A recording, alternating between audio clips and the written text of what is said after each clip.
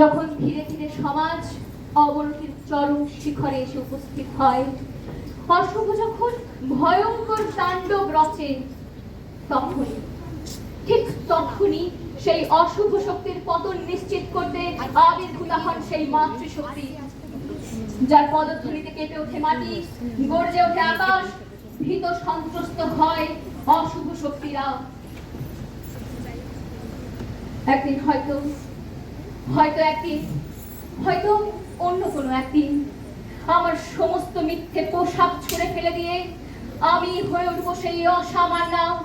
খোলা চুলে মেঘের মতো ঢাকবে আমার খোলা পিঠ, দু চোখে জ্বলবে ভীষণ আগুন, কপাল ঠিকরে বেরোবে ভয়ঙ্কর তেজরশ্মি, হাতে ঝলসে উঠবে সেই খড়গ, দুপায়ের নুপুরে বেজে উঠবে নরদুন্দুভি, নৃশংস অট্টহাসিতে ভরে উঠবে আকাশ। এমনকি দেবতারাও আতঙ্কে স্তব্ধ হয়ে বলতে থাকবেন, মহামেঘপ্রভং ঘোরং মুক্তকেশিং চতুর্ভুজং কালিকং দক্ষিণাং মুন্ডমালা বিভূষিতা। বিভৎস দাবানলের মতো আমি এগোতে থাকবো, আর আমার এগিয়ে যাবার পথের দুপাশে মুন্ডহীন অসংখ্য দেহ ছটফট করতে থাকবে।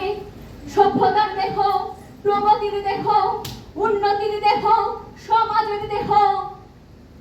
হয়তো আমি সেই মেয়ে, হয়তো বা